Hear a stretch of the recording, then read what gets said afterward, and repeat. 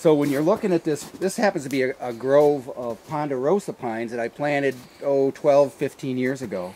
But you can see all these deer beds dotted in here, and they're just 5, 10 yards off of the food. I've got standing soybeans over here, and not 60 yards away another field of standing soybeans. So they come into this cover during these cold conditions we've had for the last week, and this is where they stay. They've got no place they have to go. So I'm a big believer in winter thermal cover for southern Michigan. If you don't have it, then plant it. Well, I put my camera in here a week ago, I think last Friday, before the storm came in, and there was a lot of activity, and I'm going to pull my camera card, and we've got 3 or 4 deer beds right here, so I'll have bedded deer on my camera when I'm able to pull it.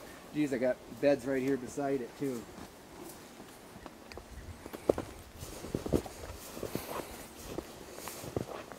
Here's a good example of really good late season food source to get your deer through the winter. And this was a standing soybean field that I planted back in early June. And we had great growing season last year. The outside edges of it were overseeded with brassicas, and you can just see the deer have stripped them, And 2 weeks ago there was a lot of standing beans in here, so these conditions have really brought the deer in to where they're spending most of their time right in here. Well, one of the good things that you always want to do in your food plots is leave the trees for structure. This is a native red cedar, and they rub on it, they scrape underneath it, and now at this time of the year you can see they're browsing the heck out of it. There's all kinds of nipped little pieces of cedar, so they're using it as a food source as well. So those guys that want that clean food plot that they can run their tractors around, I suggest you think about saving some of those trees and leaving structure. The deer always huddle around this tree when they walk through this food plot during the rut period. So it's just good to have it. And I leave the autumn olive trees and some little spruce trees around. Yeah, they just shredded that side. Yeah, there's a lot of good deer use here. Yeah, that's a good spot. Surprised we don't see an antler laying somewhere. Well, we just want to show you that during these last week's cold and deep snow conditions, the deer were actually nipping on the sides here. Woody browse I think is underrated. People don't realize how important that is.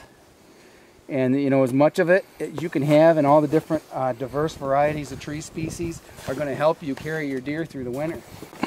This is awesome. That's the exact bed we cleared out.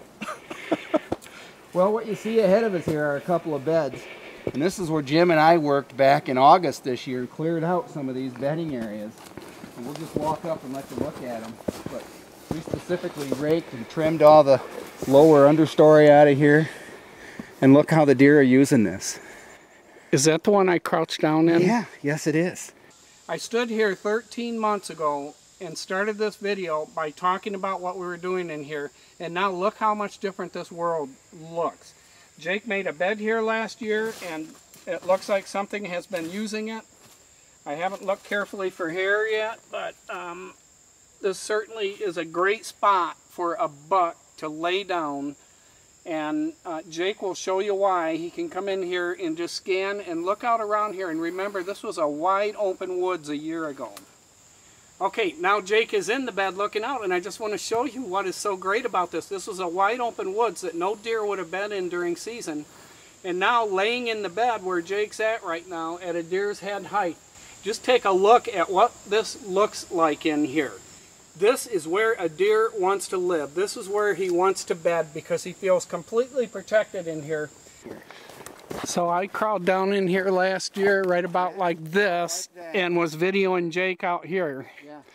And this is how much different it looks in the winter. But look at this right here. That is a doorpost sign for the doorway of a buck. First thing he does when he gets up is makes that little rub right there. What we're looking at is a pretty typical buck bed. We've got the hinge tree with some overhead cover. You can see the rub right through there. That's probably where he took off in and out of this. We happen to be out on the end of a point. He can observe and scent in all directions, and he's got escape cover. So you can see why a lone deer would pick this spot. And I really like having these stark differences of some open timber that's not hinged, and then when we have the hinged cover, and these deer will bed right on the first edge of that overhang cover. And it's, you know, again, they're just watching, seeing what's coming through. What was this, from 3 years ago? Yeah, 3 years. This cutting? Look, and there's a rub right there. What's that tell you? Looks like he was rubbing while he was laying there. Laying down, wasn't he?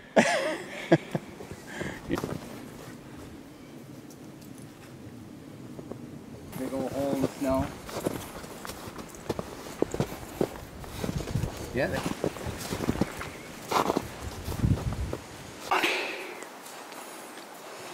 Well, this hinge cutting that I'm standing in right now was originally cut to basically be a barrier and a shield from my neighbors and some of the trespassing and issues I was having, but this area seems to be about 30 yards wide, and we've got some good grapevine tops in here, and there's at least 3 deer beds right here. We'll probably find more, so it turned out to be good bedding cover for deer as well.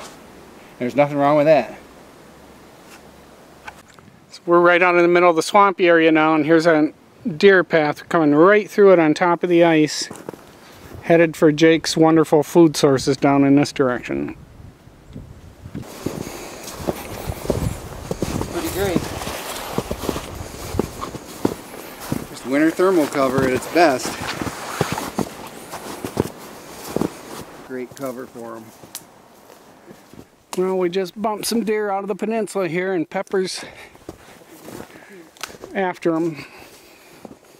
That's just a classic buck bed right there. It is. Let me get my video camera real quick. Pepper?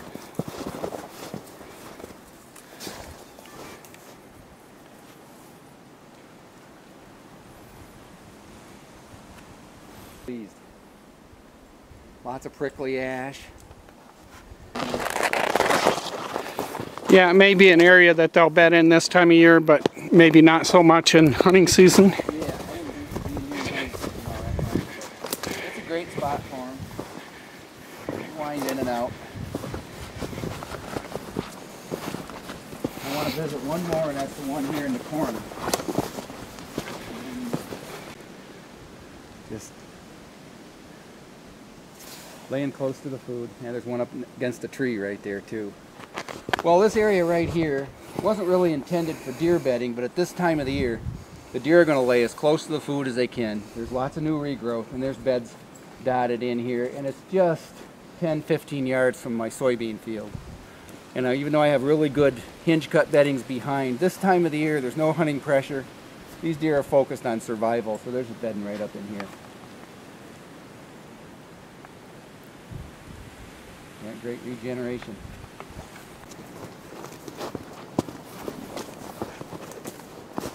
They really like the edge that this creates, don't they? Yes. You know, here's just a perfect example of the trail from the edge of a hinge cutting. There's one right here. Why not, right? It's good cover. It's good security cover. Lots of winter browse. Yeah, this is it's doing just what it's supposed to do. Here, look at the growth.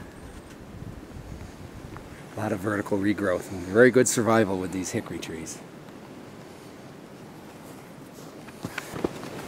Oh, look at this. Here's a fresh, you can see it's a fresh rub. The bark is on the, and what is today, January 11th. So they're still rubbing a little bit, doing their thing. So it's got to be a buck that was laying right here. And I told you I've been seeing some bucks come out of this from the house. And that's what he does. He just came in, rubbed it a little bit. A high rise right here. These deer are bedding right here. Yeah, the numbers of deer that bed on this property in the winter to capitalize on the food. 2 beds right there behind that oak.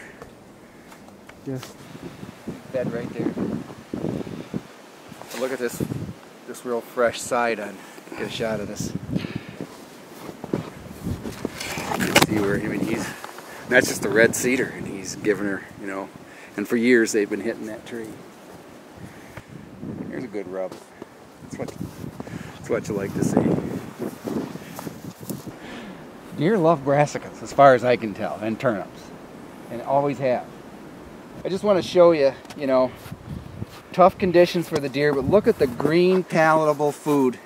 You know, and that's why you put a mixture of crimson clover, brassicas, turnips, groundhog radishes. These are overseeded over a soybean field. This is just huge for the deer at this time of the year.